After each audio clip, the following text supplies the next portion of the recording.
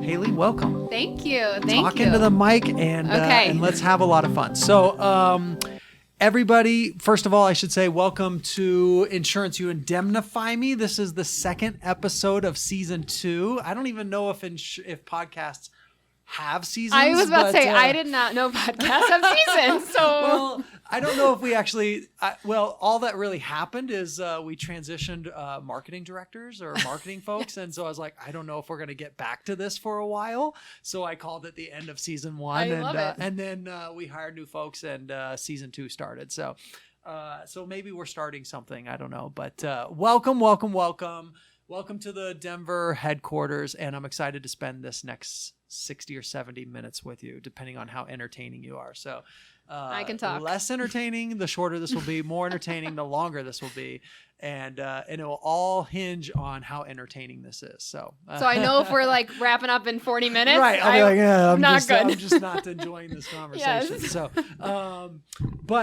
no, very, very super excited to have you on board. And more importantly, I'm excited to have this interview just because of your unique background and your unique perspective on everything. So hopefully you don't disappoint. I don't think you will though. So this is going to be great. So let's start out. Who is Haley?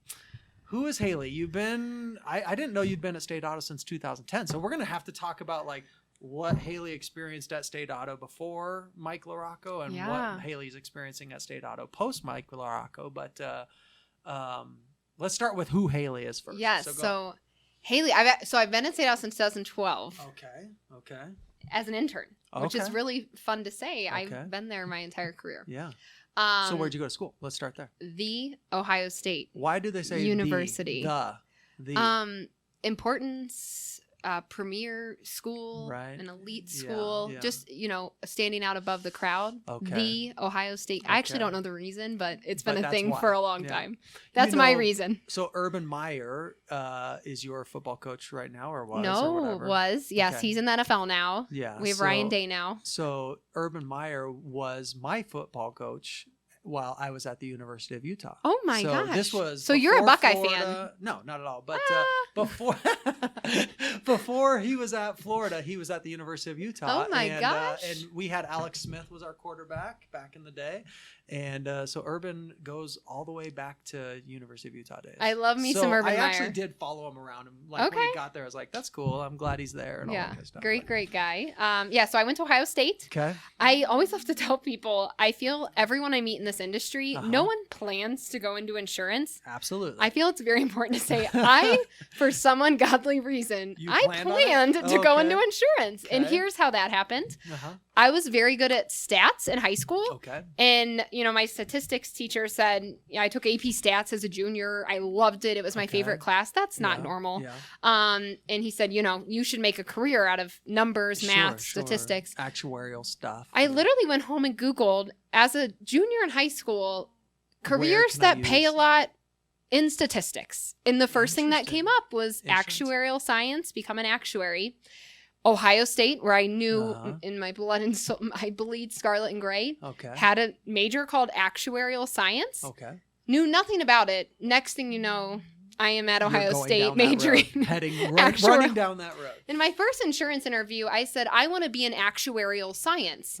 And the HR woman was like, it's called an actuary. And I was like, oh, okay. And they're like, what side? P&C, life and health. Right.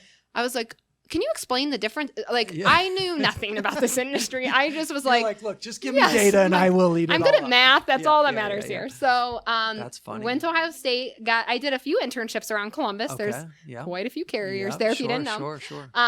Ended up at State Auto. When looking at where I wanted to start a career. Hold on. I'm completely ignorant. So the Ohio State is in Columbus? Yes. Okay. Yes. Right down the road from State Auto. You're talking to a guy who was born and raised in San Francisco. Yes. So like anything east of Denver. Denver. I'm I was kind of saying like, well, I don't know what else is out I feel there. the same about stuff out here, so we're even. Good. So It is in Columbus. Okay, it is in got Columbus, it. right down the road. You can Okay. actually, from Michael Rock, our executive offices, you can Sure, see the sure. horseshoe, Okay, which is got pretty it. cool. So when I was deciding which carrier to, where I wanted to start a career, I wanted to go at a big enough carrier that was going to make an impact in the industry. Yeah. But starting at a big dog, as I call it, Yeah. and becoming just a number, Yeah. I wanted to be somewhere small enough where, you can do some cool Yeah, stuff yeah, and, be a part of the journey. Yeah. So joined State Auto, and hold on. thought- Did you not interview, but did you intern in any of the other ones? Or like Ohio in general has a lot in Cincinnati, a lot in Yes. Columbus, a lot up in Cleveland. So I actually interned at a company that does insurance for things that are not cars or homes or anything. It was warranties. Oh, okay. So Yeah, I set pricing on, we at a college bookstore, they insure tablets and computers, Sure. which was actually, looking back, I'm like, that was weird, but it taught me at a very basic level because an iPhone is much more less complex than a car. Sure. So it was a great intro into Yeah, pricing yeah. and risk analysis. So would you say you did product management for them? No, I was an actuary. I was an actuary Yeah. for them and helped price the yeah. warranties, which we can argue warranties probably not insurance, Sure, but sure. it's Right. close enough. Right. So it taught me some Very cool. basics.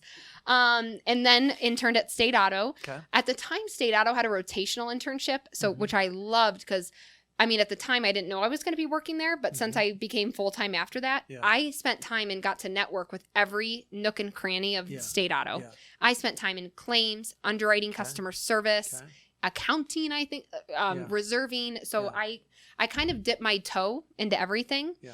Quickly realized after I spent 5 business days with the actuarial team, I was like, I talk a little bit. When I say a little bit, a lot of it. I'm very outgoing. I got to tell you, everybody I've interviewed so far, you've been the fastest to jump right in. It's like, okay, we're going at a faster pace than normal. That's okay. Yeah. Okay. Number one skill set, I guess, on my resume would be talking, if that counts. So you got hooked up with the actuaries and you were like, oh boy, I might not fit very well. Yeah, I'm like, and they didn't go to meetings, or maybe it was I was an intern and I wasn't allowed to, but I was like, who are those people making decisions and talking? Right. It was the product team. Sure. So quickly I realized I don't think I want to be an actuary. So I called myself a failed actuary because I lasted 5 days. But it was going to college for that is a great background. Whenever I talk to college students, holy cow, do I understand the pricing of a policy? Sure. And it's amazing how many agents sometimes do not out there. Right. So bringing that background to the table, I think helps, it's a perfect core, knowledge for me. Yeah. So I started my career full-time in product management for personal lines of our Western region. Okay. So I did that up through when Mike Larocco came on board, so a little over 4 years. So you did product management for a number of states. We don't have to say how many states or anything like that. I can say if you want. If you want 4. to. That's fine. So 4 states, you did product management for 4 states. And for all products in those states, the auto product, the home product, the commercial, all and personal farm range. lines. Okay, all personal lines. Dwelling, fire, umbrella. Wow, that's a lot. Yeah, it was fun. And just so the world knows, because I think that an insurance agent listening to this would say, I'm still a little bit confused. So I want to paint the whole picture. The product management team or the product manager takes what the actuaries provide them. The actuaries create the tools, right? That you then, as the product manager, say, I want to put this line in the sand. I want to use this variable in the tools that the actuaries have provided you. Is that an accurate statement? Many carriers, I think it functions that way. Yes, very, very close. Okay. Basically, the actuaries are running the black and white numbers. Sure. They give you an indication. We need to take rates up 20%. We're actually good. We can take them down. Right. But they do it by peril, by variable, much more complex than that. But then the product directors, where that becomes a really cool, and the product teams, they're saying, okay, if I took rates up 40%, whatever, I would never sell. I'm already uncompetitive. Sure. So you have to get very creative of where do I have leakage? Right. Are my expenses where they need to be? Right. And you own the P&L. Sure. I have to sell and make money, be profit and growth, Mike Larocco's middle name. Right. We have to be profitable and growing. Sure. Every line of business on its own, no subsidization. Product directors are the ones really leading that ship. But a product director is not making the tools that's helping them make those decisions, right? A product director is taking the tools that somebody has handed them and then saying, here, you make the decisions with these tools to help you be a product director, right? I think is that an accurate statement? Or I don't know what you mean by tools. Like, do you mean Excel? Yeah, well, that's a common tool for sure. But somebody's handing. I mean, I've worked for carriers. I think a lot of carriers, like the actuaries, hand the product managers the tools and say, "Here's the tool you'll use to make the decisions you want to make." Yes, with the product they give you the base of how to make a decision. Okay, yes, got it. This is an issue. This is not an issue. We're underpriced here. How many product managers understand what the actuaries have handed them? I hope 100. One, right? That's 100%, right? I'm not going to sit here and judge people, I but would hope, right? But I just, that's always been interesting to me too, where they're like, I wonder how many product managers actually know. Or can validate the data that's been put in their hands by the actuaries. And I think the best product directors I've seen, at practice in the industry, they have a perfect balance of analytical. They can get dirty with the numbers. They understand the numbers. But they have to get creative and, understand what the agents are going. I mean, we sell 100% through agents. So you have to understand, how are the agents receiving this? How does this impact my sales team? From a claims perspective, what does this do? So some are, you can be too analytical or not. If you don't know the numbers, that's a major issue. So it's a perfect balance of that analytical skill set, but I don't know what other word to use there. That non-analytical skill set of understanding how the environment. How the distribution channel would be impacted by your decisions. So like a good example maybe from State Auto's perspective might be when you went 100% paperless, right? Yes. So a product manager might say, this buys me a point of profit. I'm just throwing out some random data point, right? But somehow by going paperless, I get a point of profit because we save a bunch of stuff. But the product manager might say, whoa, our distribution channel in this specific state, the average age of our distribution channel in that specific state is a 67-year-old agent. They're not going to do well with this. Not going to love this. Yeah. So and you have to weigh every decision. Right? Where do I have leakage? And at the end of the day, we want to get the most profitable, competitive, which those are all typically polling, that's not competing objectives. Competing objectives, exactly. So product management in a nutshell is balancing your competitiveness and your profit in making sure we're putting something out there we can sell that makes us money. Okay. Got it. So 4 years doing that in 4 states. What were the 4 states? Can you say that? Colorado. Arizona. So anyone listening who didn't like the rates that's where I'm getting at is you might not want to say it because I'm like, might have touched Colorado. Didn't she screw that up? I wasn't the product director. I feel like I'm throwing someone under the bus right now. No, it's always been a beautiful product out here out west. Yeah. I think State Auto out west has always been a very well respected brand out here. So it's a really fun memory for me is I, with one other person at State Auto, when we launched Connect, it was, October, I want to say 2016. It was October 7th. I'm just mixing up my years right now. We flew out and were here for 2 weeks in agent's office that first day of Connect, which we've come a very long way. And it wasn't rainbows and butterflies that first day. I'll never forget, we walk into the first agency. We have senior leadership in Columbus standing by. Everyone's excited. We're going to bind our first policy on the Connect platform in the great state of Arizona. It didn't work on Internet Explorer. So we're like, remember that actually. So being in the field for that was a very humbling experience to see where we're at today and the strides we've made and what our agents can do in our system. And is it perfect today? Absolutely not. But it's a very humbling experience. I was a part of the build of Connect through the product lens because it was a whole new product. How do we rate it? What do we rate on? What's our appetite? How's the system work? When do we ask what question? What do we pre-fill? To then where we're at today. It was I just love that, I was there from, or am still there, but from this, part of that I think I am. Yes. Yeah. What's interesting about what you're saying though is like you said, it's not perfect. It wasn't perfect. But you know what? No carrier is, and so I think a lot of agents go, well, it's $1 billion organization or it's a $36 billion organization. So why aren't they perfect? They should be perfect, or they have an expectation that it's perfect. And no matter how big any organization is, it's just not perfect, right? And they're going to have moments where they deliver something to the distribution channel, and the distribution channel turns around and says, "This isn't perfect. We're not in love with it." It's like, well, we're not perfect.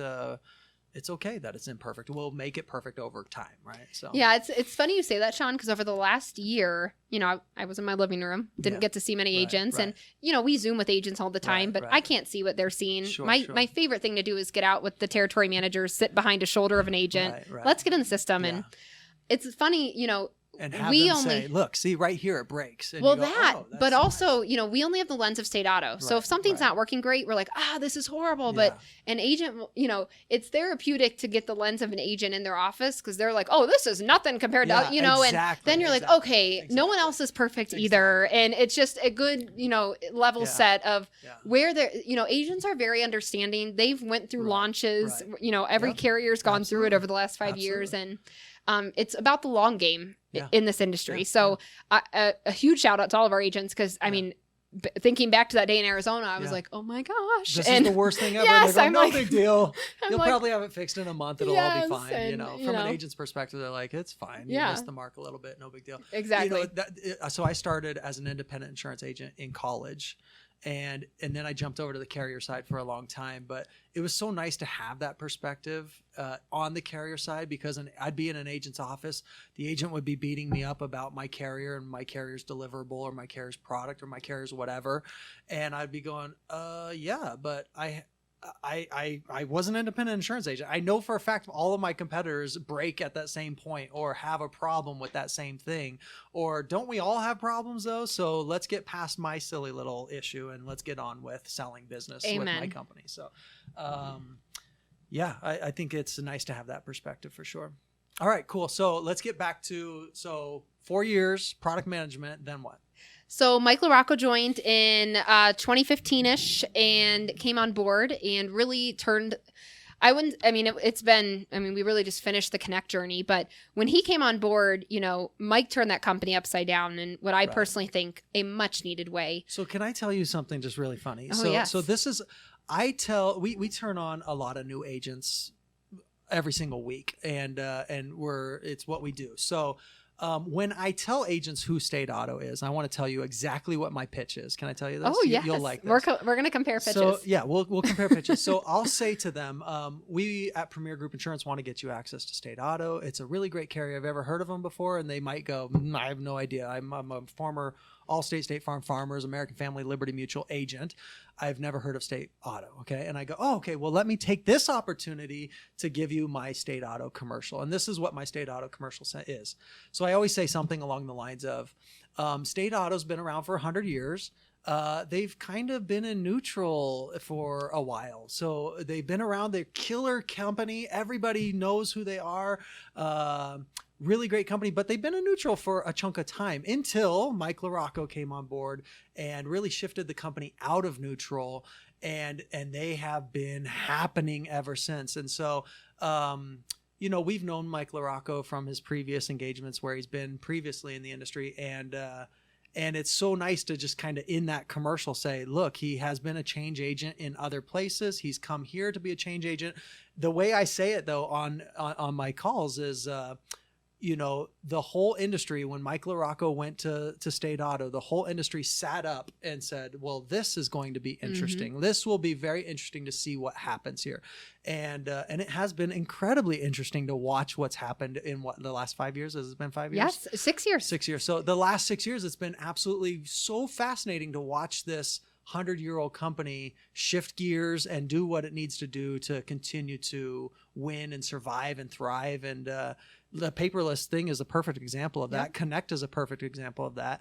But it's been a lot of fun to watch the State Auto journey. So that's kind of my sales pitch. And then, all these folks go, great, I'd love to get my hands on the product and see what happens, But, I'm going to need this is official recording, I'm going to need a snippet of that. Yeah. Put in some campaigns. Take whatever you want. So that's that. So tell me, 4 years product manager and management, then what changes? What shifts? Yeah, Mike brings on a leadership team. Kim Garland is a part of that leadership team. Kim's great. Another big change agent in the industry. Yep. Has been a part of major transformations. Kim had, though, some history with innovation within a PNC carrier. And he really wanted to bring that to State Auto. And has, quite frankly. Oh, yeah. Absolutely. Yes.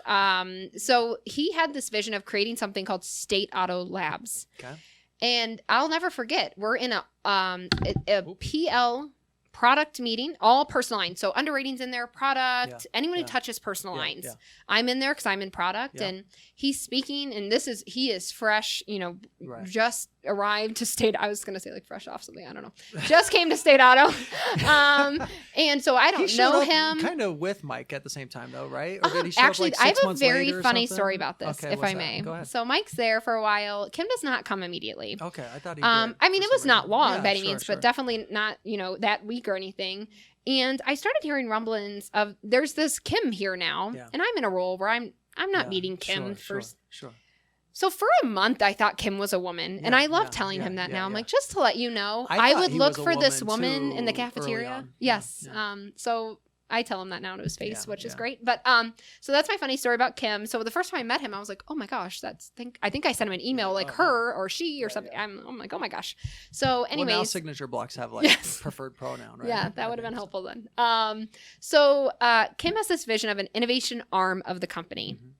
It not only dabbles in operational innovation, so driving innovation into State Auto operations, but also a venture capital arm. Yeah. Thank God for Shark Tank, or else I wouldn't have known what venture capital is. That's how I learned venture capital. Okay. So shout out to my favorite show. Okay. Who's your favorite shark? That's a really, I think Mark Cuban. Yeah, I think Mark. He's just the most logical most of the time. Yeah, Some are Mark. not logical sometimes. Yep. That bothers me. So good question.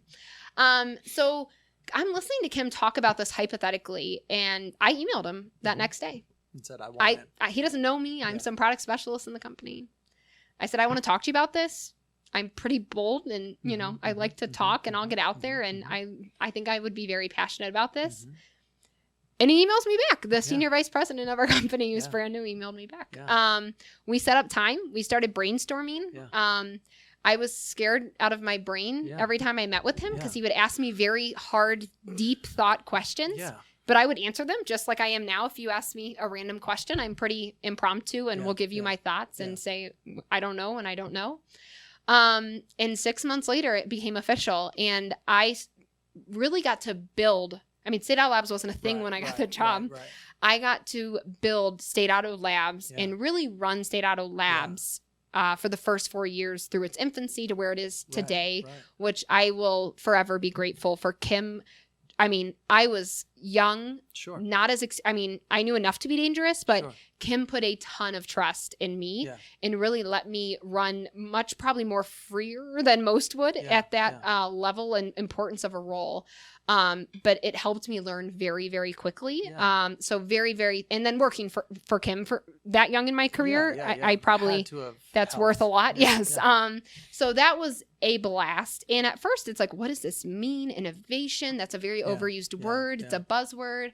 Not only that, but how do I take a company that's been around for 90 years and force it to innovate? Yeah, right. And it's funny. I'm thinking Larocco and everybody was like, "This company has to innovate, so we're going to do it." Yes. But how do you convince a company to innovate, right? And Shawn, the funniest thing is like the uproar of we're going paperless. I'm like, that was a huge thing, and you want me to like innovate beyond that, and it's wow. And so I think one of the most important things like Mike, Kim, and the senior leadership team did day one, from you outside, you're thinking like Mike brought in digital and top talent.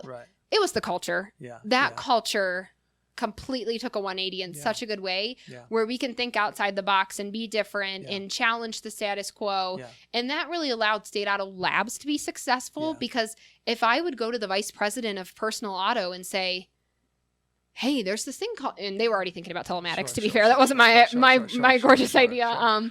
But things like that. Like, we heard about it like 20 years ago. Have you ever heard of this thing? That was probably a really bad example, but you get the gist. People are using credit now to run. Have you heard of credit scoring rating? Exactly. But things like that, like people listened, they wanted to learn more and they leaned in. Yeah. And then, we had speed bumps. I called it, my job at the end of the day was like herding cats. Yeah. Cause, startups would come in and People that have been there a long time, or, it is just the norm of like, we'll think about it for 3 months, then we'll pilot it for a year, then we'll think about it a little. It's like, nope, we're going all in, and we're going in right now. Yeah.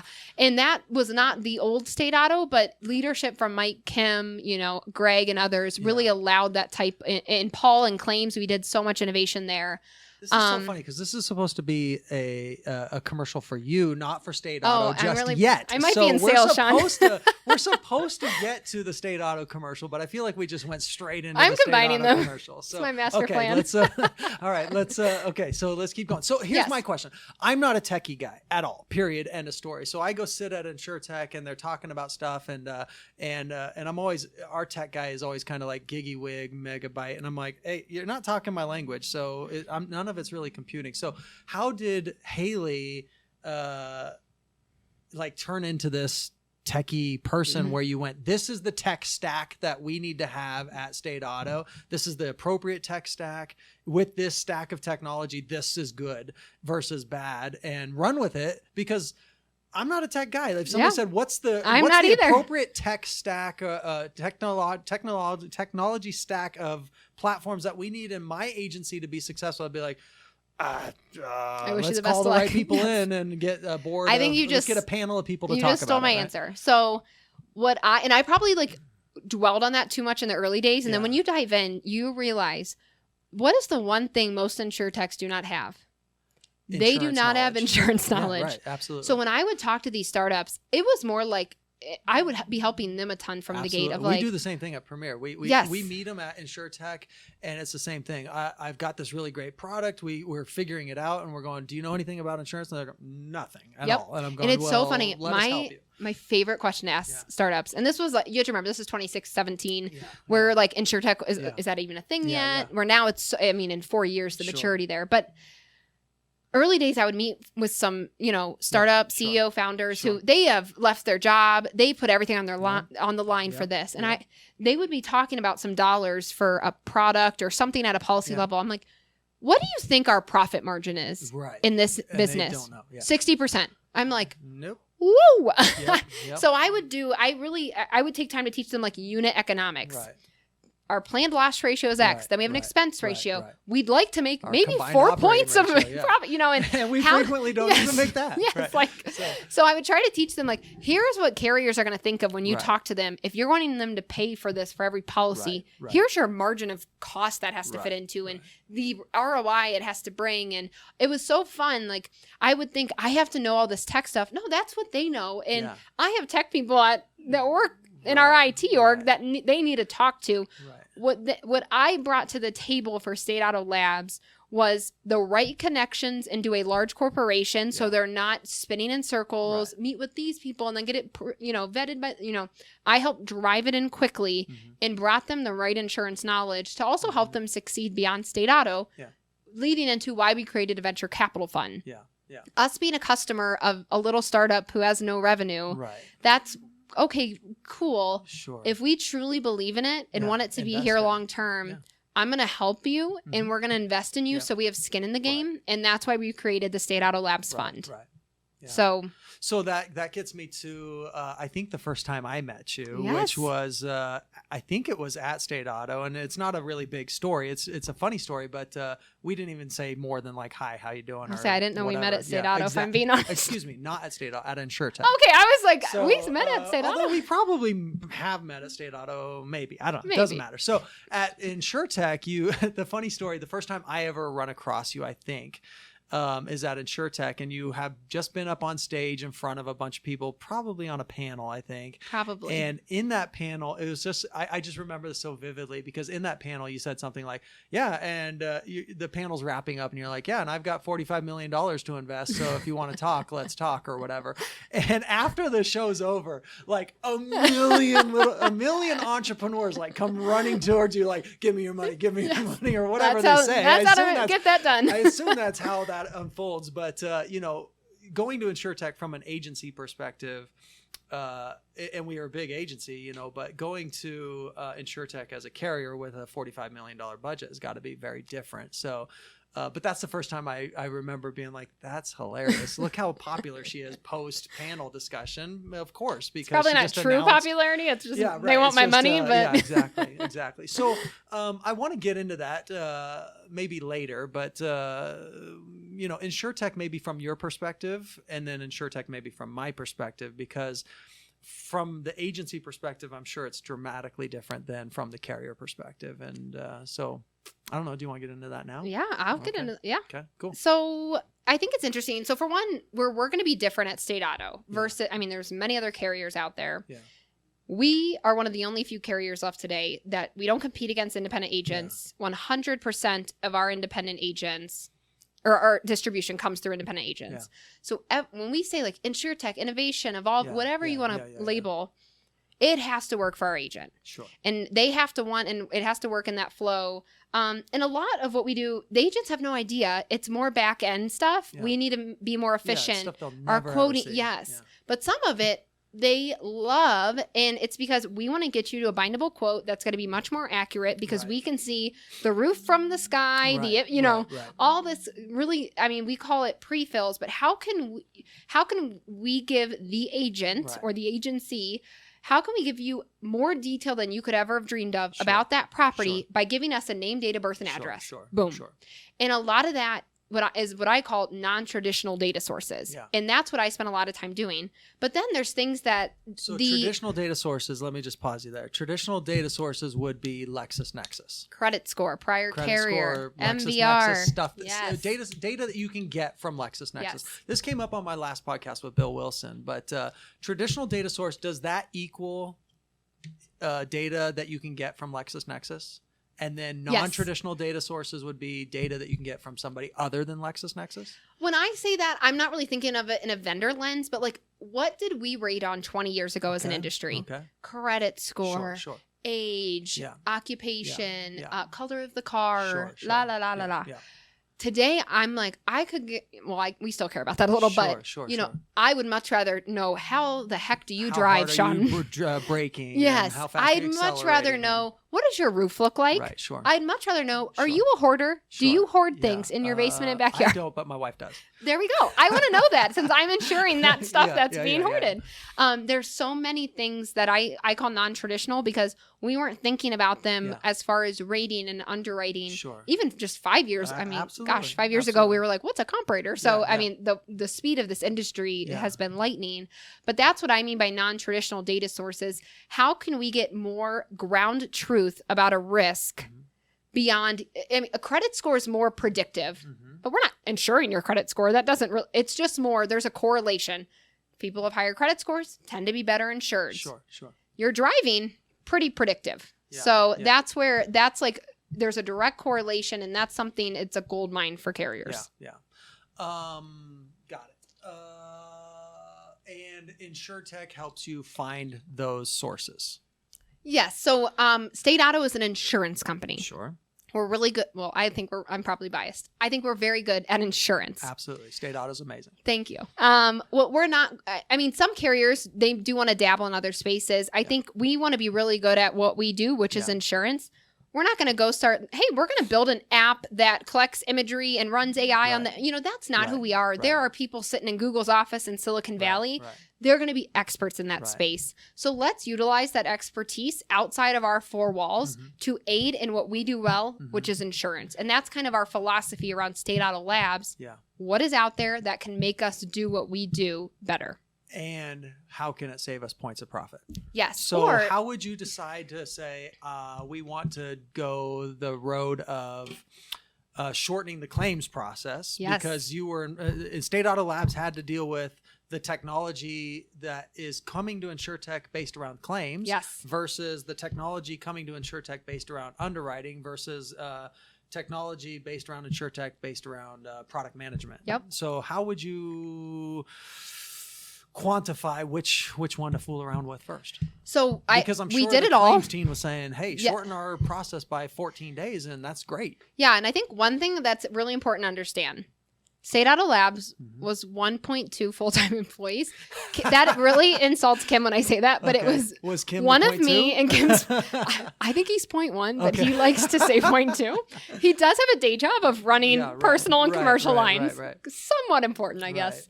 So staying out of labs, what was great about it, we didn't want to build this big innovation team that Okay. the startups have to come Yeah, through me and Yeah. our operations were out looking at this stuff and doing it. Sure. I brought a lot to them because, Mhm. again, they had day jobs, but I brought a lot to them.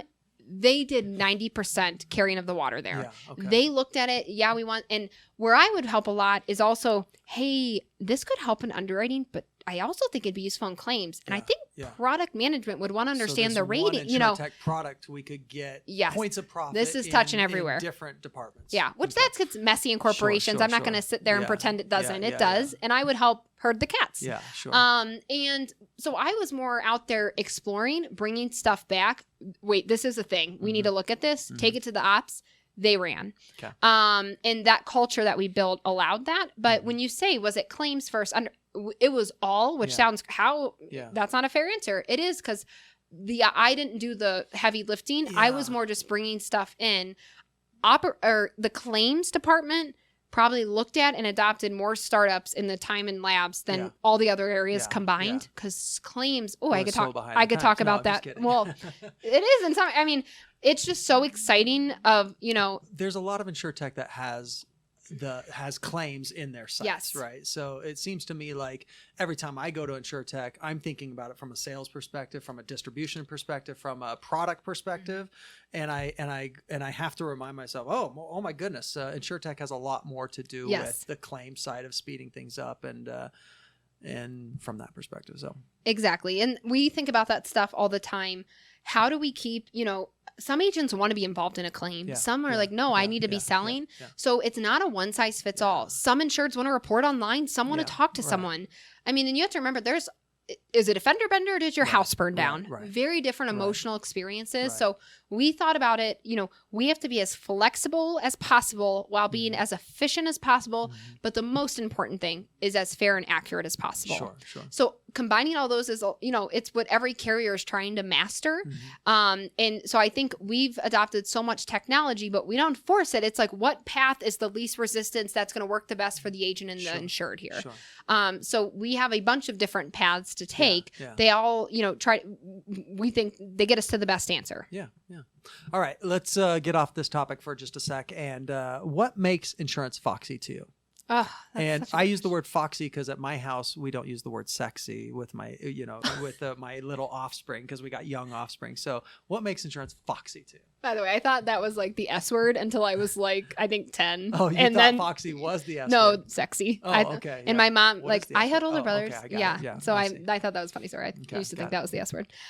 Anyways, so as I explained earlier, I fell into this. And I mean, it was You planned, intentionally wanted to go down but this I road. didn't know at the time. I didn't understand why I wanted to go insurance. yeah. It was more like I didn't know what else to do. Right. I love insurance for a few reasons. Mhm. One, it is not a black and white. You have to pretend you know what's about to happen. Yeah.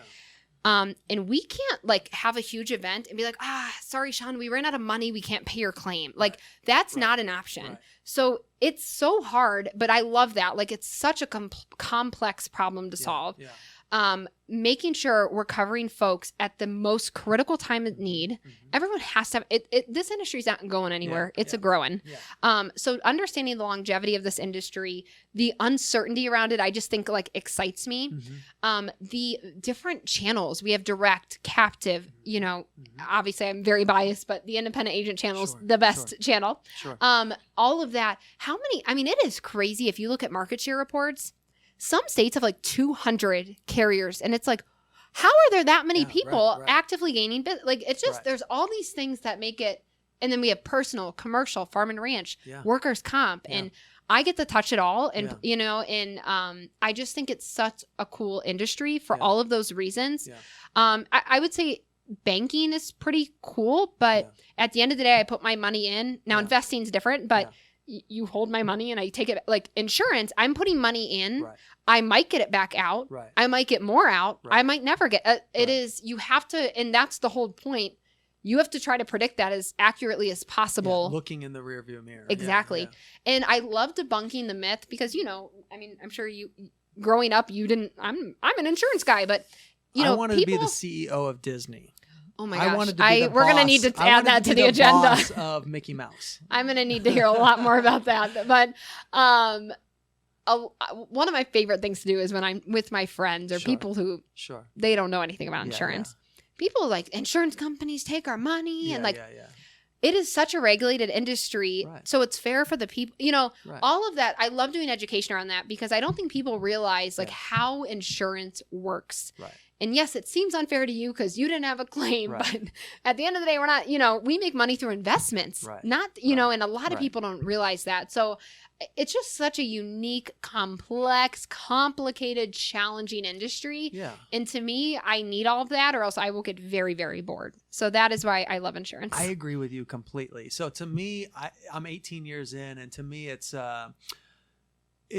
it's me sitting at my desk every day and having somebody come ask me a new question and going, wow, that's really tricky. I should know the answer to that 18 years in, but I've never even heard of this before, or whatever. Or what's the most significant variable in the state auto equation that is going to drive the biggest level of profitability for me in my book of business with state auto, right? I mean, those are questions where I love that, where the data is going to tell me this is the variable. Do not mess this variable up in the equation, or else everything else falls apart, right? But or also, whatever it happens to be. The question you just used as an example, that answer could change every single. That's what's so fun about it. Yes, it's incredible. Today I get one answer. The next answer is completely different, right? Or we were completely comfortable with that variable before. Now we're getting very uncomfortable with that variable very fast. Credit's a perfect example, right? Credit is, who knows what's going to happen with credit, with Washington State doing what Washington State's doing, maybe that sets out a trickle effect across the United States and every carrier says, forget it. Credit used to be the number one variable in the equation, but now we really care more about how fast you accelerate and how hard you brake and what time of day you're driving and how many miles you're driving. Exactly. Right? So and that's going to become our new important variable. Credit can go away for all we care. Some carriers are taking that perspective, And what's really important, or what's cool to think about in insurance, is you don't always want to be the first, but sometimes you do want to be the first because adverse selection happens. Sure. I have this one rating variable that I'm going to rate on. No one else is going to rate on. Sure. I know more about every risk than any other of the 9 million carriers. Right. That's very meaningful. It's incredible. And 2 days later, everyone else has that variable. So then it's like, all right, what is that next thing? Absolutely. So like right now, state auto in most don't say it. Oh, I'm just kidding. I mean, all of your agents know it. It's kind of public. You can say it, but Mike Larocco might be like, "Why are you saying this on a public now that you say podcast? That, maybe I shouldn't say it." Okay. But your agents all know. Okay, we have some really cool home rating that we're the only carrier using that in a lot of filed states, and we're rating on it, which is so exciting. Yeah, right. And it has to do with the thing that covers your home. Sure. And so that's interesting, and it's fun to talk to. Some carriers, for one, are like anti a lot of things. We're not doing telematics. We're not doing that. Okay. Right. And then some agents, I don't sell telematics. I don't like telematics. Right. Which is crazy to me. Okay. But think of, I'm a true... survey says your client doesn't mind if you try and sell them telematics. Not even that, Shawn, but I think and these are all Haley's opinions, but 5 years from now, 10, I don't want to guess the timeline, but sometime in our future, if everyone is using telematics, carriers are using it, we know how predictive it is. We know even just if you adopt it, you're a better risk. People are not going to be able to afford not having telematics. Exactly. You're going to, sure, you don't need to have it. Your premium is 4x what it could, and that's where I try to talk to agents about that. It's fine. What are you comfortable selling? Maybe let's talk about how you sell it, but also think of the long game here of if you don't start thinking about this stuff at the very least right now, what that means for the longevity of your agency. Absolutely. It blows my mind when a carrier goes, we are now introducing telematics. I'm going, there's been a carrier doing telematics for the last 22 years. So, and some people don't realize how long. Why are you waiting so long? It's also interesting though. I mean, carriers are also sitting there going, well, we'll just buy the data when we can buy the data, right? So I think some carriers sat out of the telematics game just thinking, well, we'll just buy the data when we can. So. But it seems to me like the whole industry's headed towards telematics. Oh yeah. For sure. We love it. We can't get enough of it. yeah, I mean, we're very bullish on it, and we do it differently. You know, ours is leave-in. We want to bring it into claims. You can't bring it into claims if I give you 30 days to test it. Right. So we're kind of all in and believe, you know, that's really going to be a winning, the secret. It's not secret. So, but the winning solution. Exactly. Okay, so let's go another different direction real fast. Funniest story in insurance ever. Oh, I told my Kim I thought he was a girl story already. That's actually kind of funny, but that's not his story. That's just like a one sentence statement. I don't have.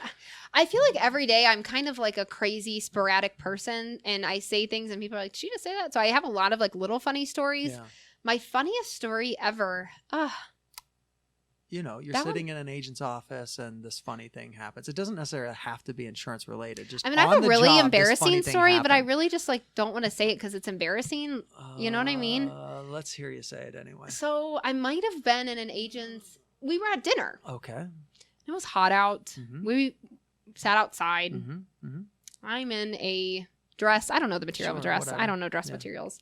But we sat, and it was a deep conversation. And it was hot. I think there were some executives there, and like I can't just like get up and be like, I'm really hot, you know? Sure.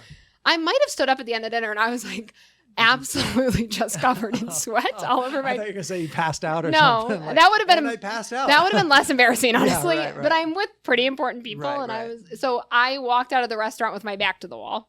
So that was weird and embarrassing. Funny. It's not funny. It's embarrassing. That's embarrassing and funny. Both. Okay. Yeah. What else? I mean.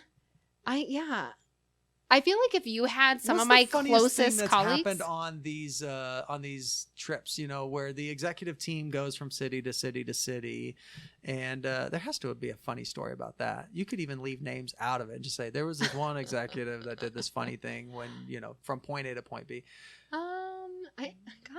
I feel so. What I was saying, I feel like if you had like some of my closest colleagues here, there would be a lot. Yeah, we have 1,000. There's one thing. Yes, there would be a lot. My brother works at State Auto, and he, you know, it's my little brother, so we have some beef. It's diminished as we age, but it's still there sometimes. So he would definitely have some funny stories, aka embarrassing stories to tell. I'll never forget this. It was early when I started flying a lot in my career, so I wasn't like a true all in on an airline yet. Right. Someone passed away. So I had to change a flight and fly home early for a funeral. I called them, and I wasn't trying to make them not I had to basically to change my flight up. You know, when you book last minute, they said it was going to be like 300 more. And I'm like, gosh. So I wasn't trying to get out of anything, but I just said, you know, I had unfortunately a death pop up. Right. I have to fly home early. Right. So I need to change my flight till tonight. Yeah. And she was like, oh, ma'am, you know, we absolutely are not charging for this unprecedented thing, you know. Right. And she's sorry. They sent me a card in the mail, Shawn. Are you kidding me? I have no status with this company. Wow. Like that is it's like, I don't know if you've read books on like Zappos customer service or Chewy, the dog company. Yeah. Those little things, that moment I was like, I'm flying Southwest for life. Yeah. And if you fly United, like I flew it to get here because it was the only option and I was very mad about it. I paid $36 to work on the airplane because it's like you can buy 1 hour, you can buy 2 hours, but the flight's $240. So if the full flight's like tripled, and I'm like, what on Southwest? This is $8. What are we doing here? Yeah. So I just can't. I am with you 100%. So when I was on the carrier side, I was over all of Texas, and I think I had 8 or 9 reps or something. And so I was flying all over Texas, you know, going out the Love Field to the Houston. Yeah. I just did that last week. I loved it. Like it was the airline that could do anything you wanted it or needed it to do, and everybody else just was kind of like, this is our box. We have to stay inside of this box. The reason why I asked though is because from a carrier perspective, like what are the things that we can learn from a service perspective that Southwest does, or that Chick-fil-A does, or that any of them do, that we can go, yes, we should learn from them about how we can deliver better service and start delivering. That is such a, I've thought about that a lot, and I go back and forth because I do feel like a part of me is again, I only think through the IA lens, but once, if you're a consumer and you purchase your insurance through your agent, you don't want to think about us, and I don't really need you to think about us. You're trusting that agent. That's your brand, and you're trusting the agent's putting you with the best carrier, and we hope you don't have a loss. And so you live your life, and you shouldn't have to, and the renewal should be seamless, and we shouldn't need to be in your face. But I'm like, maybe some nice gestures along the way of, hey, that water heater, when we did your self-inspection scan, it's most likely to fail this exact part at year 8. We'll go ahead and order that part for you. I love it. Those are the things. And we now have those insights. Yeah. We're doing self-inspections with a company here in Denver. You're saving the $40,000 water Thank you. loss. It's a win-win for all. Yeah. But where I really think the service and like going out of that box, I love that you said that, or I think that's a good way to think through that. That's going to come in time at claim. Yeah. You know, people are going through something. No one calls into their insurance company. Like if a claim means something bad happened, right. That is where you set yourself apart. Right. And I think some of it, Shawn, simply like customer service. Right. How do I answer the phone? Right. How do I treat you? Right. Do I ask if you're okay before I ask like what's the damage? Right, you know. Right. And that's where we're doing claims. We're doing this in telematics. We use claims. Yeah. Some other carriers have also started that. We've been doing it for about 3 years now, and I kind of to better explain it, it's like a glorified OnStar just on the crash detection part. But when we're calling someone, they were just in a collision on a highway, a road, wherever. Yeah. Like that's a very vulnerable moment. Right. And so we talked a lot internally, like how do we approach that in the best way? Right. And like the first thing we have to ask is, are you and everyone involved okay? Yeah, right. Do you need EMS? What, right. Human comes first before vehicle or claim. Can I just pause you? Yes. So they download the app or whatever. Most companies are using an app now. Yep. The app senses an incredibly hard stop from 65 miles an hour to 0 miles an hour. And then State Auto calls and says, hey, we think you might have been in an accident. Is everybody okay? Yeah. Agents are always like, how do you know that? And it's all about that. We call it Delta V in the industry, change in velocity. Sure. If you go from one speed to another in a certain amount of time with very high certainty, with over 99% accuracy, we know that was a collision. Sure. Now, we do have funny stories of like, I just hit a major pothole or I'm very mad and slammed my door. Right. That is going to be 1% or less of the time. But yeah, that's how we know. And we're calling in seconds or, minutes of like, are you okay? Yeah. Is your car drivable? How are you getting home? Yeah. Can we send towing? Sure. And then we ask, do you want to start a claim? Yeah. And they can say yes. They can say no. They can say maybe. Yeah. But where that's cool is because if they say yes, we already know what happened. Yeah, right. And we're paying. I mean, if it's a total loss, your money's in your bank account that day. Sure. Or we're getting you to here's the closest repair shop. We have a relationship with them. It expedites that not fun experience and makes you like go to bed that night. Like, oh, wow, that went smoother than I expected. I'm halfway through the process already, or I'm done. Yeah. Exactly. Cool. Let's jump into State Auto Commercial. Oh, okay. So I feel like we've already been running down this road, but where do you want to start here? I'll let you choose where we start here. So tell me, I wouldn't mind going back to at least how things changed at State Auto when Mike came on board. So, I mean, I have always loved State Auto. State Auto has always been a great organization. State Auto does great agent trips, right, and inner circle trips, and we've had agents go to Asia or whatever, and Montreal, and all these different really cool, great places. But let's start with the State Auto Commercial where you want to start, and then maybe I'll take it a few other places. Well, so I think for one, I knew how to spell commercial. That was about it. Right, so it was really fun for me in the labs role of like, I got thrown into that and I'm like, we insure a restaurant? Like, that's crazy. Like, how does that work? Since when have we been doing that? Yes, like what? And I always knew it was there, but I didn't really think beyond that. I knew the auto and home stuff and that's about all. So for me, it was such a fun 4 years of getting thrown into working with them, understanding it. And now my team sells it and we get to play with that every day. But that and Farm and Ranch. And Farm and So I think where I'll start is when Mike chose to have Kim Garland take over commercial lines. Mm-hmm. Kim ain't a commercial guy, newsflash, and he's a personal lines guy. And so you sit there and scratch your head of how does that make sense? Yeah. But where that genius comes in, or I don't know if they planned this. I'm going to give Mike the credit that he planned this. Kim looked at commercial lines knowing it was more complex, but is it eventually going to look and feel like personal lines? Yeah. Or is it going to be automated quoting? Will we know more about the risk than maybe the business owner knows? Right. Is all the data going to be accessible through third parties? Sure. And, and now it's funny to like at first thinking through that, it's like, no, that's crazy. But that is where we're at. Yeah. We need the name of the business and the address. Yeah. Your guys' program's super slick. Yeah. Agents are getting bindable quotes that they can bind without talking or touching anything. Mm-hmm. In 2 minutes is a quick end, but our average is less than 5 minutes. Sure. So, and that's the beauty of this, Shawn. 10 years ago, people didn't live and breathe on Yelp. Nowadays, I'm not eating any, especially in Chicago. I'm not going anywhere unless that has a 4-star rating on Yelp. And, Google My Business. Like, if you're not on there, maybe I shouldn't insure you because that's kind of sketchy, There is so much information and intel, as much as even pictures of a risk nowadays on that beautiful thing we call the internet. That carriers need to tap into to stay ahead of the underwriting and risk game, but also the efficiency game from a quoting and underwriting experience. So Kim, I think, really took the moment to learn commercial lines and all the complexities, but then applied what he's really good at and knows. Which is simplifying the process. Yes, efficiency, getting you from point A to point B in the most accurate, efficient way, while using all the third-party intel in the world at our fingertips. So we're doing really cool stuff now in our system where we have real-time APIs that go scrape a Yelp page and Google page, and we'll tell you exactly what that risk does. And really what it helps agents do too is prospect. You don't need to know that business inside and out to do a quote with State Auto. Get in there, get on Yelp, type in 123 Nail Salon. Here's the address. We're going to tell you a lot about that. And now you can go sell to 123 Nail Salon. Yeah. How does a carrier choose what third-party data they bring in? So again, to the 36,000 independent insurance agents out there across the universe, they're listening to this and they're going, I want to better understand how a carrier decides what data to bring back.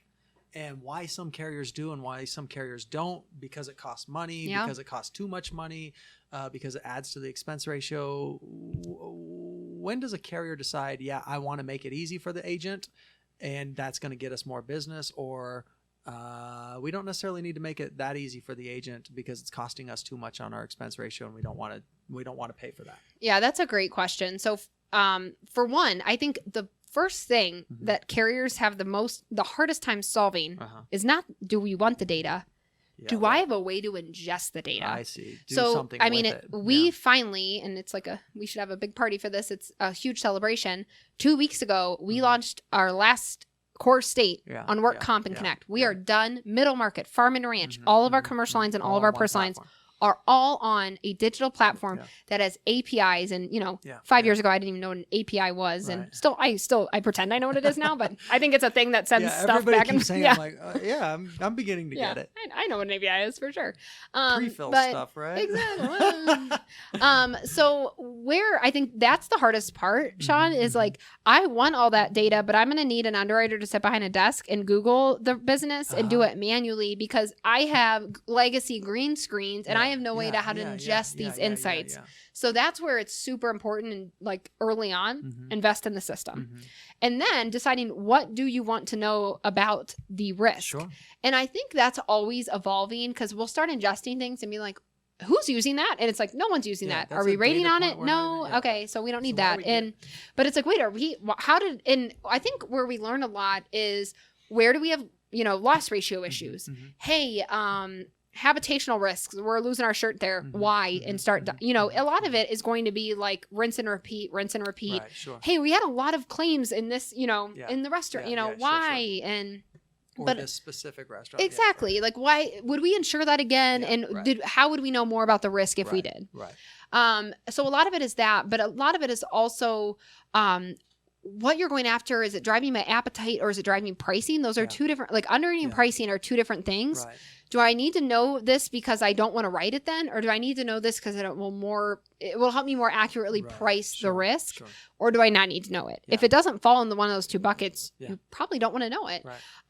So we have that all happen in real time behind the scenes. And a lot of folks, I want to clarify this because I think it's important. It's not a matter of agents are lying to us, so we need to triple check the risk. Yeah, of course not. It's a matter of you called a landscaper I called a landscaper, Right. but they do tree trimming Right. or they Right. do snowplow seasonally. Right. That is the little itty bitty stuff Right. that matters. That makes the equation that Yes. much more dialed in, which means profit, 4 points of profit versus Exactly. 4 points of loss. In I love going into agent shops, and we have this fun thing on our marketing site that's a checklist. Mhm. Here are all the things we're going to Mhm. ask you throughout a quote. Mhm. Print out this sheet, love it, get to know it. Right. When you're out prospecting business, make sure Yeah. you have Yeah. these details, because Right. then you're going to get to a quote with us. Right. But an agent, that's hard to, you're out there trying to sell yourself, like, okay, what do you do? But do you do that? What months do you do Right. that? How many vehicles Right, does it right, take? right. Do you have this on the truck? Right, Like, that's right, not right. fun. So, like, if we could tell you some of that, Sure. that'd be kind of cool Sure, to then, sure. Then you can build the relationship with the person as Exactly. opposed to waste time figuring out who puts on the snowplow and who takes off the Yes. snowplow. Right? You're selling and Yeah. not underwriting. Right, Let right. us, Right, we want to right. underwrite for Yeah. you as much as possible. Yeah. It's always going to be a partnership, but can we take some of that off the agent's plate to allow them to sell? Yeah. Okay. I just looked at the watch, and so this is going better than it's not a 45-minute interview, so that's good. That means we're definitely on the path of a really great interview, but we should move things along. So I'm going to go quick hits. Just if you want to say something, say, yeah, I want to say something about that. If you don't, be like, pass, and we'll just pass. Okay. We got a lot to get through though, so you can feel free to just be like, nah, I don't have anything I Okay. want to say about that. If you want to go, yeah, I want to say something, then say something. Okay. Love it. Topics to discuss. Service center. Does State Auto have a service center? No. Do we want one? Yes. Okay. It's a matter of priority. When's the best fit? And I think Connect was the number one priority over the last 4 years. Sure.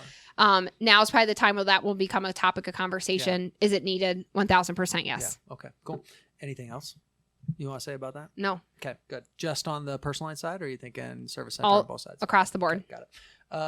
We already talked about Insuretech, so we'll skip that one. But I do want to ask you, generally speaking, I'm just going to say 4 words: the future of insurance. What do you have to say about that? We're just getting started. Okay, I agree. Actually, I think we're just scratching the surface. Yeah.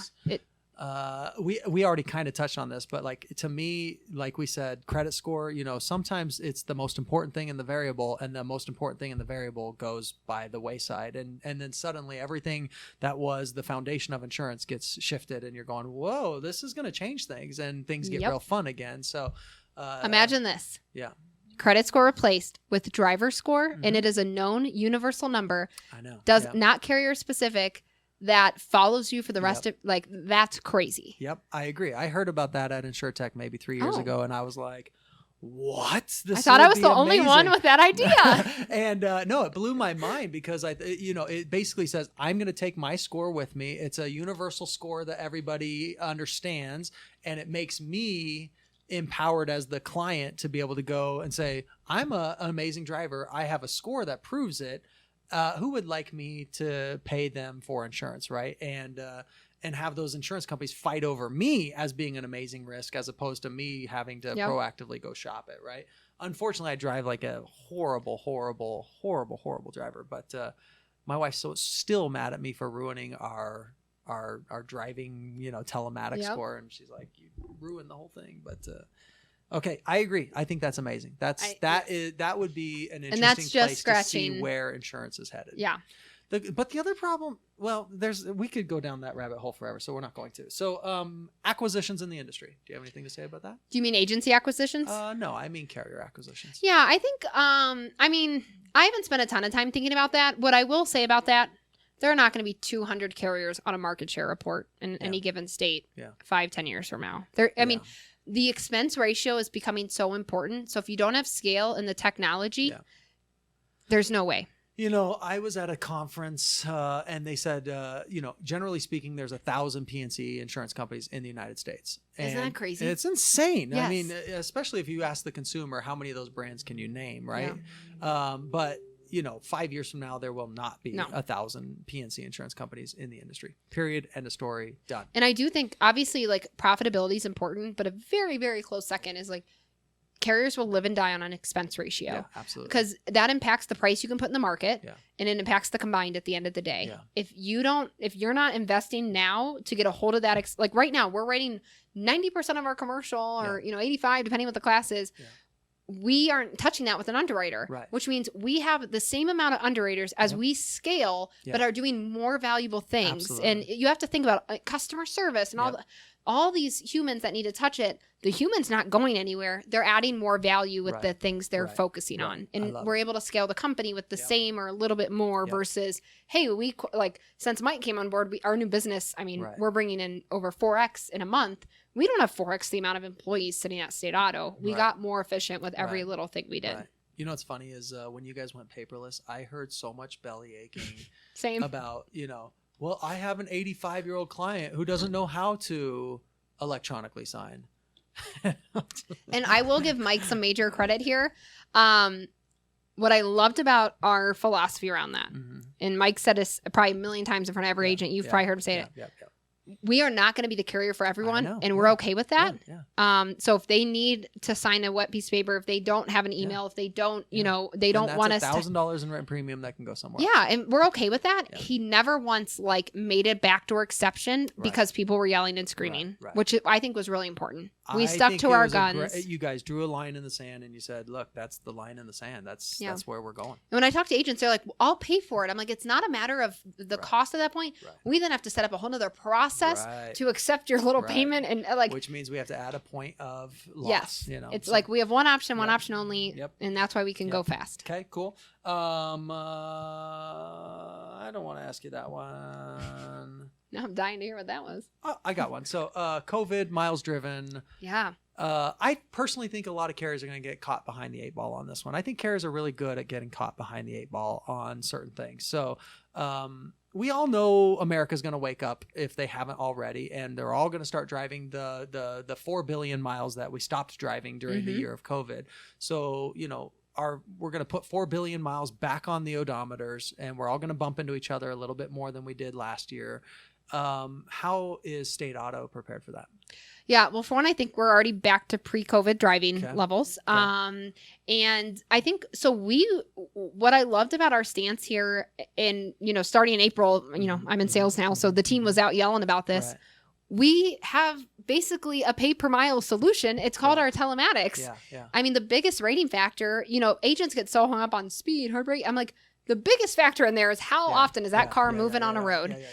So I'm like, hey, agents, everyone you have insured with State Auto right now who's locked in their home the next year, go add Safety 360 onto their, because you can add it midterm. And you're going to save them a crap ton of money, and the retention's there, and they're not going to. I don't think you can say crap ton on this podcast. I'm so sorry. Yeah, so we're going to have to edit that. We're going to have to edit that. Crap ton is officially. I think I made it a really long time without having to add. I'm just kidding. You can actually say crap ton on our podcast. We made it very far without having to edit. Crap ton is okay. Correct. And in fact, in the podcast notes, will you reference how many times we say crap ton? Now it's like 8. I think I just added it up. So we were out pushing, that like crazy because that was a solution for that. But we also had an In This Together plan, which we did put a discount out in most of our states that allowed us to file that. Just, it was hard times for everyone and they were getting driven less. But we pushed much more our Safety 360, which is our telematics solution. But as your question is, when folks get back, I think I don't think there's anything to get ready for. We are confident in our pricing, no matter how many miles are driven. There's so many other factors that go into that. And for the customers who are on Safety 360, we're way more confident there. We have better loss ratios, better retention. It's a stickier customer. It's better all around. So it's a win-win for all involved. We just need the adoption, and that's where it's a slow churn, and the industry will get there. But what was interesting, and this is just from, what I've read, what I've seen as far as industry news, was the severity increases during COVID. Because I'm like, I'm on the highway with my Lamborghini. I'm hypothetically speaking. I do not own a Lamborghini for the record. But like, no one else is on this highway in downtown Chicago. Here I go. Cops weren't even pulling people over because they didn't want to get COVID. So they were like, let's go see what this machine can do. Yeah. So we did see a severity spike, which was interesting in the industry. Obviously, frequency way down because people aren't driving. But I do think, and I've read some data just recently, that we are pretty much back to close to or at pre-COVID driving levels. So it'll be interesting. But I think we already had Safety 360 out there, and we're going to, if anything, it helped us sell it better because it's like, now is the time. Yeah. Okay. Next one is, are insurance agents salespeople or field underwriters? Oh, I think I said that like 10 minutes ago. That Did you? We want to help them sell and not have to be risk experts. So I you always think they're salespeople. I mean, I guess I didn't. Is this like an active debate? I don't like. Now This I'm like, is an ooh. active debate. So which one are they? I think they're salespeople. Salespeople or underwriters? Would your underwriters at State Auto say they're salespeople or underwriters? I would say here's why I think they're salespeople. Okay. Because we're in an industry that to write a policy you have to be licensed. Okay. So I can feel good at night that no one's doing something so irrationally. Okay. And that when you're an appointed agent with a carrier, you're agreeing to be honest, things like that. If we're assuming all that's there, you're licensed, you understand coverages. I personally think it's salespeople, and it might be maybe, let's say, 70-30 today, sales underwriting. Yeah. Probably a year, 2 years ago, it was 50-50. As we get more and more insight into risks from other than the agent's brain, we're allowing them to, that is going to keep increasing, which is why I guess if I had to pick one, I'd say sales. Okay. I got a question I'm going to ask you that I haven't asked anybody else ever. Oh, gosh. You are now in sales, right? Yes. How long have you been in sales? I think a year and a half or going on 2 years. So let's say a year and a half, 2 years. Let's say 2 years. You walk into a big, humongous conference, right? You're throwing a State Auto thingy in Denver. You've rented out the hotel conference room, right? And you've set aside little coffee and donuts or whatever. And you do a presentation in front of 50 agents, okay? What would be your thought process if you walked into that room and you looked at your distribution channel in Denver or in Colorado and you went, oh my good heavens, the average age of this distribution channel is old. My distribution channel is old. I'm not saying State Auto feels that way, but I'm just saying as the salesperson, what would you think if you walked in and did a presentation and your biggest and best and brightest agents all showed up and the average age was 70? So I think what would I think is, for what I'd want to understand, what are they thinking and what are their plans and because what I love about tenured agents, assuming they've been in the industry a while. Sure. The knowledge and what they've seen, it is not their first rodeo. Yeah, they figured out a lot of stuff. Yes, you've figured out a lot. You've seen a lot. You understand a lot. That's very hard to teach. Yep. You've survived for a long time. Yes. Yep. So how are you bleeding your knowledge and talent into people that are going to be the future of your agency right now? You're probably already late at that game if you're not. Yep. And then are you thinking about, and I think... That's why I think the M&A space for agencies is, some people don't want to have their agency around the next 100 years and they're okay to sell it, which is fine. I mean, I don't think I have a camp either way. But if you do want the longevity there, how are you preparing and passing on that knowledge? But also, are you bringing in fresh perspectives into that agency? I think I talk to agents today who still do postcards and it works for them. And I'm like, good for you. But then I have agents who's like, 90%, and they're massive. 90% of my leads come from Instagram. And I'm like, what? Who buys insurance on Instagram? Like, I would never think about that. Like, so I buy shoes on Instagram. Like, how does that work? So you see all of these different successes. And how do you, like, I go into agencies now, they have a retention team. And I'm like, yes, you're my best friends. But an agent who's been doing this for the last, 30, 40, 50 years successfully, are they challenging themselves to think, like, could I be doing better? And who am I bringing in now to force me to, who's coming in to challenge me in my own agency that I can also teach them? Because I think the best agencies are going to have a balance of, hey, I've been doing this for a long time. Here are the lessons learned.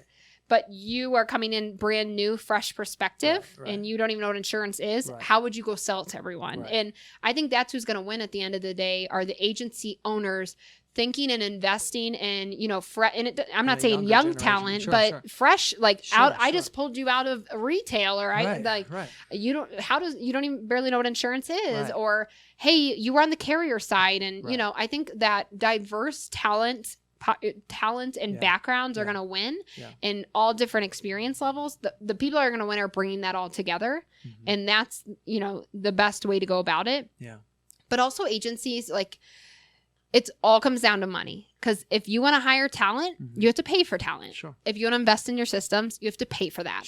And are you willing to invest dollars at the end of the day for your agency? Right. Or are you okay with where you're, and again, that's fine. Right. But it's exciting to watch the agencies who are trying new things and investing in tomorrow. Yeah. Yeah. So I don't have anything to say about it. I've just always found it interesting where I walk into a specific carrier and where they're doing their big road show or whatever, and I walk in, I'm going, wow, I'm 40 and I'm the youngest guy in this room by 20 years. Is any of the leadership looking at the age of this distribution channel going, we got a problem here? Or are they going, no, it's perfectly fine. That's I don't think fine. Any of us are, or I guess I should say me, since I haven't asked the leadership at State Auto. But independent agents are here to stay. I'm very bullish, and I'm not saying this because I work at State Auto, but I think they're going to continue growing. And the captive channels, am I allowed to say that on the microphone? Yeah. The captive channel's dead. So, that's pretty known in the industry at this rate. It's shrinking. Yeah, absolutely. And the direct channel, I think folks have figured that out. Mm-hmm. I wish the best of luck to carriers who want to go fight down Geico and Progressive and State Farm. Right. Those are hard, and State Farm's captive. I think they're going to be here a while as is. And although they did just buy a independent carrier. I saw that. And that's where you're always like, why is everyone buying IA carriers? It's like we have, there's an investment here. Yep. So IAs are not going anywhere. Right. They're going to evolve. Right. 10 years ago, State Auto didn't work with networks like PGI. Right. Holy, that's my whole job now. Right. And that's a huge piece of our success at State Auto.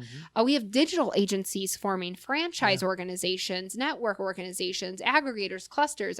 There's a title and label for them all. Right. 10 years ago, that would have been like, what? That's weird. Right. And 10 years from now, who the heck knows what you and I are talking about? Right. But at the core is a licensed independent agent that has choice at the end of the day.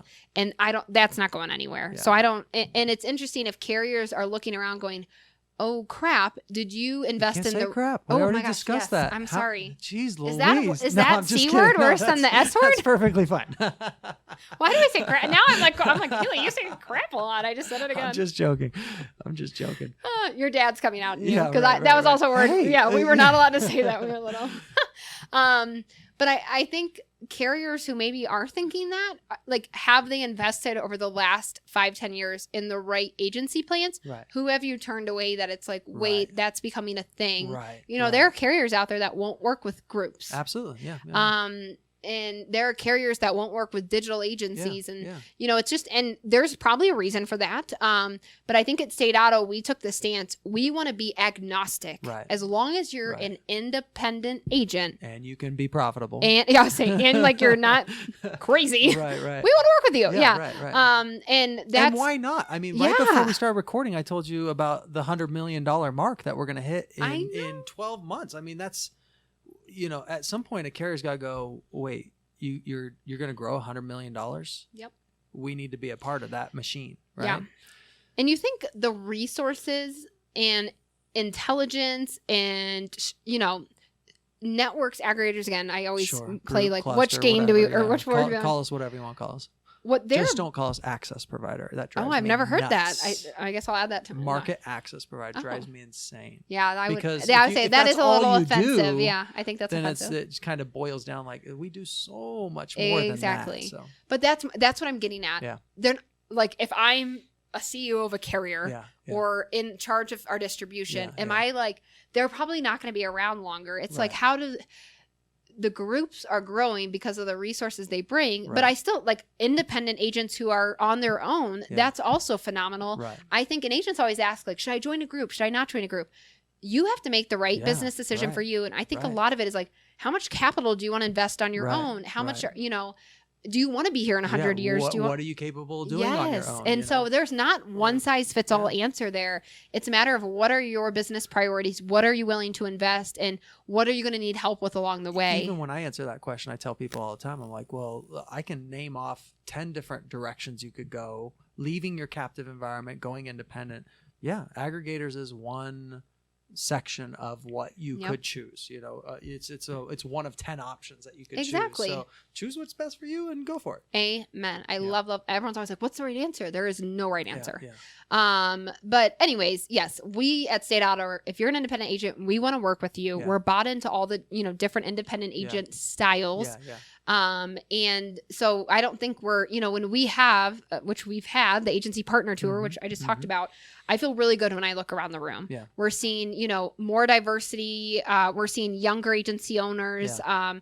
I think folks are hearing and learning about the opportunity and future in insurance. Yeah, yeah. I think I want to be very clear, we have a long way to go. Yeah, we do. But comparing it to just 2 years ago, I feel really good about the independent agency channel. Yeah, I agree. Let's end on producer development program at State Auto.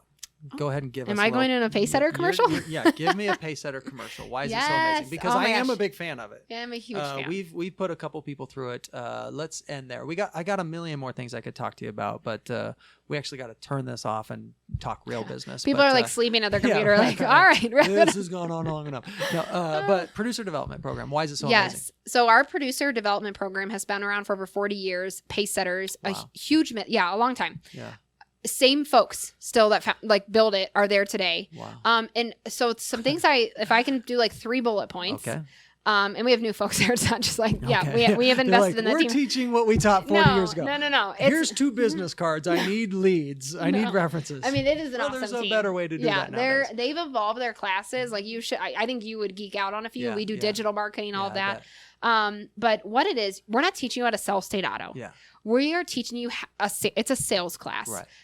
For insurance. We have a personal lines, small commercial, and a true middle market class. We also dabble in some farm and ranch throughout that. Yeah. But what I love about it, I don't do it all the time anymore, but I used to join webinars like how to be a great leader in 60 minutes. And I'm like, all right, I'm going to go back to my job now. And like, now I'm a great leader. Yes. And you just this is a commitment. Yeah. It's skin in the game. That's why we charge up front. You have the opportunity to earn all the money back at the end of the year. You have to stay committed for that year. Yeah. You get to fly into Columbus, and we are backed in person. I'm excited to say. Yeah. And it's a great networking tool because you're in the room with a bunch of hungry people who want to become great producers. So you get to meet a great group of pals to go forward in the industry with. You're in Columbus for 2 weeks. You meet senior leadership, all of our product, and we teach you, in the Pacesetter coaches, and about different products, endorsements, how to upsell leads. It's sales for a producer sales course. Throughout that year, you meet every single week with your coach. Those producers who start their career off in Pacesetters, let's just say they're doing pretty darn well for themselves. I mean, I'm glad you didn't say damn, because I would have had to say, don't say those words. So many. I'm giving whoever's editing this later. I'm so sorry. But why I love Pacesetters is it is a year, and you have alumni and I'm always out in the field, and I'm meeting with an agent. And he's like, 20 years ago, I was a Pacesetter. I know. Best decision of my career. I know. And we have so many testimonials because again, anyone who has touched that program, they're like, yes, I would do it 1,000 times over.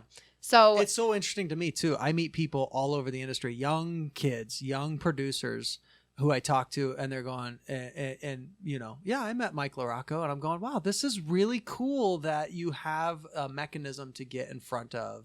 He goes to everyone. Yeah, exactly. And meet these folks and get in front of these folks. So, maybe the agency owner's not sending you to Asia because the agency won the trip to Asia or whatever, but you still get the opportunity to be in front of State Auto's leadership. Exactly. Yeah. And where it's great, where we see some of the most success, hey, I'm 20 years in, and I've been a personal lines producer my entire career, and I want to shift into commercial. I want to get dirty with commercial. I want to get down and dirty with the bigger accounts. Yeah. The best way to learn commercial, because you know the basics at that point, and now you want to understand, how do I sell commercial? I agree. I can't say enough about Pacesetters, but it sells itself. That's why I'm always like. And when you call in if you're interested, a lot of folks will be like, hey, Lee, who do I contact? I want to learn more. Yeah. I give you the Pacesetter information. They give you names and numbers of agents to call because they're like, we're not going to try to sell you. We want you to talk to your own, agent peers, and they'll tell you about their experience and the numbers of where they started, and then after a year in Pacesetters. So it's a no-brainer, but I'm very biased. Cool. We have to end with one question. We normally go into the 5 pillars, and I ask you about all the 5 pillars, which is sales, pipeline sales, carrier relations, retention, and agency operations. Those are typically what we would get into. I need another hour for that. That would need another hour, so we're not going to. So I'm going to end with this question. Okay, what words of wisdom do you have for new kids coming into the industry? What words of wisdom do you have for these folks? How do they survive? How do they win? How do they not get upset with how slow the industry moves? But although I don't think that's an answer anymore because the industry moves fast now. But what do you want to tell young kids? That's the question. What do you want to tell young kids getting into the industry?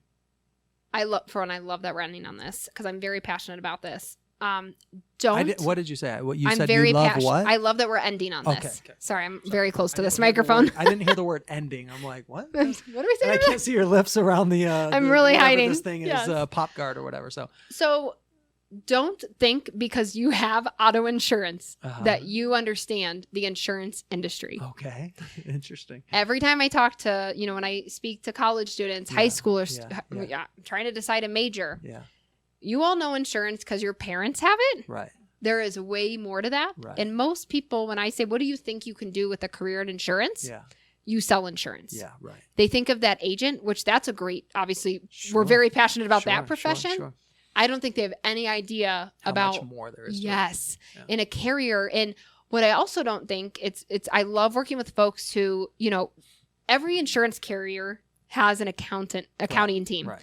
We have finance folks. Right. We have customer service. You can do customer service at many industries. Right. There's so much overlap. So folks who start in banking or retail or finance, whatever you want to call it, and then they realize the career opportunities in the insurance industry. Yeah.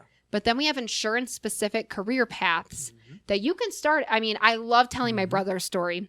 He was a political science major at Ohio State. He was dead set on going to law school, wanted to live in the Middle East and work for the U.S. government. Okay.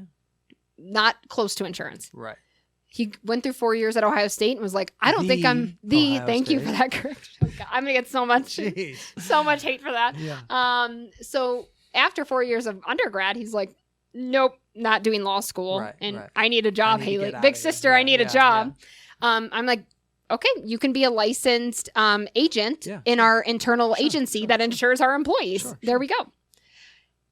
Getting licensed at his age, right out of college, was one of the best things he's done. Yeah. He is now a product director of our commercial auto. Really? In 4 years, he has done agent. He's did a stint as an agent. He did a stint in our IT department working on our API integrations to understand the quoting system. And he kind of touched the whole world of the product. Now he manages commercial auto for us. And, it's so, and I love seeing his success because he bleeds it into other friends. And I now have like a tree of referrals I brought to State Auto. And that's where I think the biggest problem is people know their parents have insurance. They know people sell insurance over the phone. Like they don't even understand a true IA. And that's insurance to them. And so my biggest advice is really understand what career options are in insurance, how stable this industry is, how much opportunity is in this industry, and you will never get bored. Actuary, product, innovation. Now I'm in sales. I'm touching every node of what people. Claims, underwriting. I mean, there's just so much to marketing. I don't think I can do that, but yes. Well, but my point is that you can do anything in the insurance industry and make a great fun living out of it. You don't need to major in insurance to go work at a carrier or an agent one day. You can even major in political science. Amen.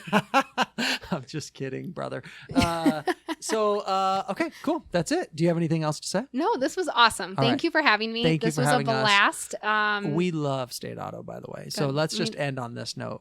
I am a huge fan of State Auto. We are huge fans of Mike Larocco. We're huge fans of the senior leadership team at State Auto. I have had so much fun in the last 5 or 6 years of my career watching what State Auto was doing. Ever since the beginning, I've always been in love with State Auto. So we love State Auto. We consider them a great agency partner. And we think the world of you guys. And we love where you guys are going. We love the velocity at which you're going there. And we're just humongous fans. So thank you. We Shawn. already have a big book of business with you guys, but we want it to be fourfold what it already is. So amen to that. My job here is done. Thanks for having me. This was a blast. Thank you. Bye-bye. The lawyer told us we had to record this, so here we go. Premier Group Insurance is providing this podcast for informational use only. This podcast should not be relied on as legal or medical advice. Reference to any specific product or entity does not constitute an endorsement or recommendation by Premier Group Insurance. The views expressed by guests are their own, and their appearance on the program does not imply an endorsement of them or any entity they represent. Views and opinions expressed by Premier Group Insurance employees are those of the employees and do not necessarily reflect the view of Premier Group Insurance. Copyright 2021, Premier Group Insurance, Inc., all rights reserved. Peace.